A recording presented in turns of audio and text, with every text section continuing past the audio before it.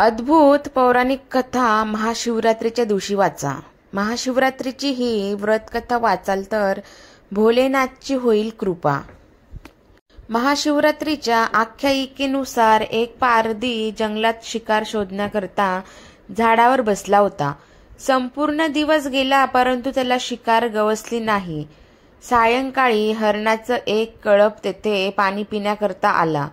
पारधी त्यांच्या दिशेने बाण सोडणार तेवढ्यात त्यातील एक हरिण पुढे येऊन पारध्याला म्हणाला, "ए पारध्या, तू बाण सोडणार आणि आमची शिकार करणार हे अटळ आहे, परंतु मी तुला एक विनंती करतो, मला माझ्या कुटुंबाला एकदा भेटून येऊ दे, माझी कर्तव्ये मला पाडून येऊ दे। हरणाने वचन दिल्याने पारध्याने त्याची विनंती मान्य केली।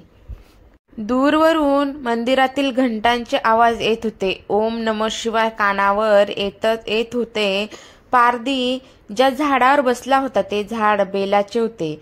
सहज हाताला चाळा म्हणून एक पान तो खाली टाकत होता। त्या झाडाखाली असलेल्या शिवपिंडीवर ती बेलाची पानं पडत होती। नकळत का होईना त्या पारध्याच्या हातून शिवोपासना घडली। हरिण परत आल्यानंतर त्याने पारध्याला म्हटले की आता मला मार, मी माझे कुटुंब प्रमुख असल्याचे कर्तव्य बजावून आलो आहे।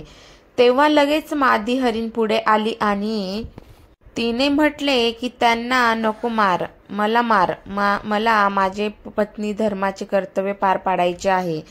त्वरित हरणाची लहान पिल्ले पुढे आली आणि म्हणाली, आईला नको, आम्हाला मार, आम्हाला आमचे पुत्र धर्माचे कर्तव्य पार पाडू दे। ते पाहता पारध्याच्या मनात विचार आला, हे प्राणी मात्र असून देखील आपापल्या कर्तव्याला चुकत नाहीत, तर मी माझा मानव धर्म दयाधर्म का सोडू।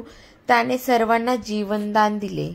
देवाधिदेव महादेव हे सर्व पाहून हरणावर आणि पारध्यावर प्रसन्न झाले आणि त्यांनी त्या सर्वांना कृपाशी आशीर्वाद दिला आणि सर्वांचा उद्धार केला।